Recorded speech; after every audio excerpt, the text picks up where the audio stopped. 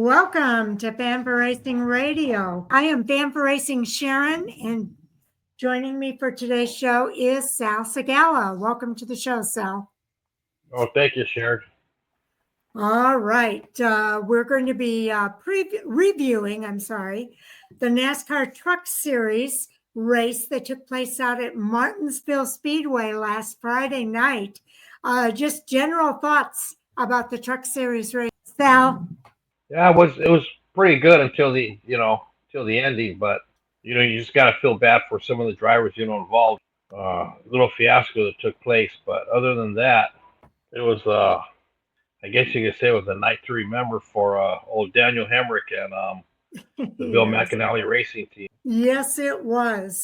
Daniel Hemrick claimed his first NASCAR Truck Series race in a shootout at Martinsville during the week before Friday night's Boys and Girls Club of the Blue Ridge 200 at Martinsville Speedway. Daniel Hemrick practiced his backflip. I guess him and his wife had a discussion about whether or not he could still do it. And he did practice it because it's his signature move that he's been able to use just once in the NASCAR National Series competition. He won the 2021 season finale at Phoenix Raceway to clinch the Xfinity Series championship. But on Friday, the 34-year-old from Kannapolis, North Carolina, had a chance to perform the celebratory move once again after capitalizing on unfortunate misfortunes of others. Notably, the series leader, Corey Heim, it looked like he was going to win the race, and it was not to be. And Daniel Hemrick won his first career Craftsman Truck Series race on Friday night. The lead was not the place to be in the late stage of the race, but Hemrick held on for the final 4 laps to score the storied Grandfather's Clock trophy. He also took home an additional $50,000 bonus for winning the first race of the Triple Truck Challenge as well. Tyler Ankrum came in. He was a close second, losing the lead to Hemrick following a restart. Jake Garcia, Chandler Smith, and Ben Rhodes rounds out the top 5. The next 5 were Corey Heim, Andreas Perez, Raja Caruth, Stuart Friesen, and Lawless Allen round out the top 10. For the second week in a row, the pole sitter Corey Heim dominated the race, sweeping the opening stages and leading a race-high 149 of 200 laps. On laps 167, while battling Caden Honeycutt in the number 45 for the lead, the two made contact, and that contact cut Heim's left rear tire. Heim spun and made it to pit road for service, but was unable to recover the lost track position. He did end up in 6th place. Honeycutt inherited the lead and was attempting to hold off the number 98 of Ty Majeski on lap 188, but the two got together when Majeski broke loose inside of Honeycutt. Both wrecked out of the lead, giving the position to Ankrum. Now we're down to, there were 5 lead changes among 5 drivers, 10 cautions, and 69 yellow flag laps. But they don't finish it here, but Hemrick was able to pass Ankrum for that lead and ended up with the race win. The average speed of the race was 57.364 miles per hour at Martinsville Speedway.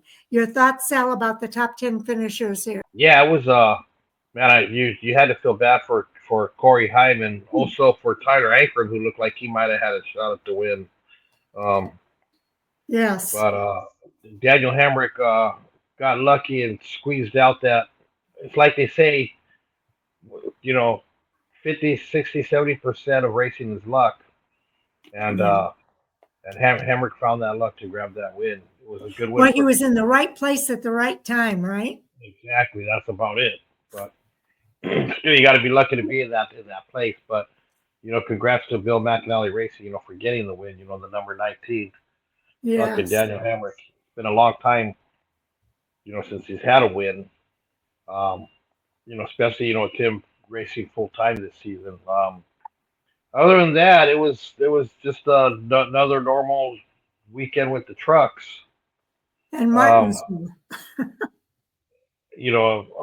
Lawless Allen, congrats on the top 10 finish and with the Tricon Garage. This is his first season with Tricon. And Lane Riggs even had to look a little bit strong there for a while too.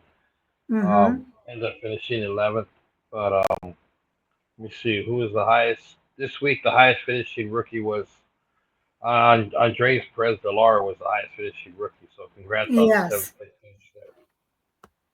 And the fastest lap bonus goes to the number, it was the number 11. That's Corey Heim on lap 34 at 20.268. Any other thoughts there, Sal? That's really it. The margin of victory ended up being 0.544 thousandths of a second. There were a few issues for a few people. Ryan Relay ended up having some handling issues. He ended up in last place, but he was out of the race on lap 73. Then it was Norm Benning having brake issues, taking him out of the race on lap 89. The rear end suspension was an issue for Frankie Munoz. He was out on lap 133. More suspension issues came into play for Corey Day. He was out on lap 158. And then the DVP rule took out Grant Infinger on lap 195. So it's unfortunate, but he was out due to that damaged vehicle policy issue. So any thoughts there? Yeah, I mean, like I said, it was a good race. You know what? Uh, a lot of passing at the end. And a lot of man. Tyler Ankrum sure was close though. I thought I thought Corey Heim was obviously everybody knows Corey Heim was the class of the field. Yes. Until he got that cut tire. But I mean, Corey Heim was running away with it. He was going to win that race. So there was no one going to take it from him. That was the Yep. only way he was going to lose it. Yep, that's true. Our guest that's coming up later tonight, Patrick Staropoli, came home with a 20th place finish, which I thought was pretty good. It was his second Truck Series race, but still a good finish for Patrick Staropoli, I thought. He was racing with Cook Racing Technology. Yeah, it was a good finish for him. Also, who is another one that's down there at the bottom? Corey Day. Caden Honeycutt, who finished 26th. Oh, yeah. After, Yeah. Oh my gosh. Yeah. After he got into some trouble, but even Caden, I thought Caden was going to win this race. yeah, he was having a good one. I already had my congratulatory selfie that I took last weekend at Five Flags with them. I was going to put up Oh, and send him a message say congratulations but like I said, if you don't have that luck, especially at a track like Martinsville, you're going to end up at the bottom somewhere. yep, that's true. Um, Breidinger was in this race too, wasn't she? She finished in 24th Yeah, place. she took over D Thompson's seat. Yeah. Okay. So a little bit of good news for some drivers, not so good news for other drivers. But overall, I thought it was a pretty good race. You want to cover the points report, Sal? Yeah, so on the points end, we have Corey Heim still leading the points. Um, Ty Majeski in second. And then we go down to third, which is Chandler Smith. Fourth is Daniel Hemrick with that one win that he got this past weekend. Fifth is Stuart Friesen. Sixth is Tyler Ankrum. Seventh, Grant Infinger. Eighth is Lane Riggs. Ninth is Jake Garcia. And rounding out the top 10 is Ben Rhodes. And Caden Honeycutt is sitting in 11th place right now with Tanner Gray right behind him.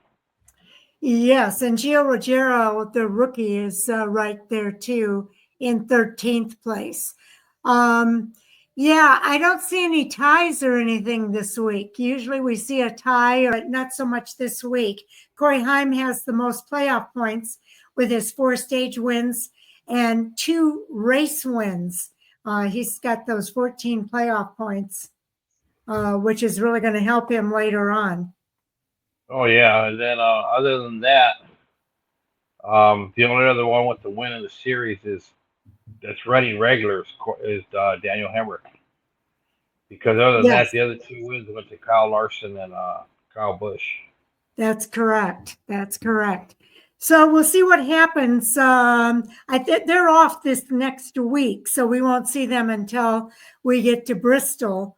But they put on some pretty good racing, I thought, at Martinsville Speedway. Yes, they did. Okay. Just to let you know what's coming up here on Fanfare Racing Radio, Sal and I are going to do the Xfinity Series review here in just a few minutes. After that, Jay is going to come on and we're going to do the Cup Series review from Martinsville. We've got Patrick Starpoli coming on. We've been working on getting that interview with him. It's finally going to happen. And Jay's going to be on for that interview. And then after that, at 9 o'clock is our live stream for the NASCAR Hot Topics Sound Off. So we have a list of hot topics here that we are going to talk about. And there's one that I want you to chime in on, Sal, when we do our next video for the Xfinity Series. So we'll hear what your thoughts are. But that's what we have coming up between today and tomorrow. Now, at the end of the week, Jay and I will do the previews for the races that are taking place out at Darlington Raceway. I believe it's the Xfinity Series is racing at Darlington as well as the Cup Series. And then ARCA West Sal is going to be racing at Tucson this weekend. Are you going to be going to that? Yeah, I'll be up at Tucson this weekend for the ARCA Menards West Series. Okay, that's great. West Series race. Yeah, any interviews you can get for us, we always appreciate it, Sal. Yeah, I'll talk to Trevor this weekend and see and see if I can get something from him. Okay. Well, that pretty much sums it up then, I guess, for the review for the NASCAR Truck Series at Martinsville. And we want to tell you thank you for watching. We hope you enjoy watching as much as we enjoy doing this. And I guess we'll see everybody again in the next video.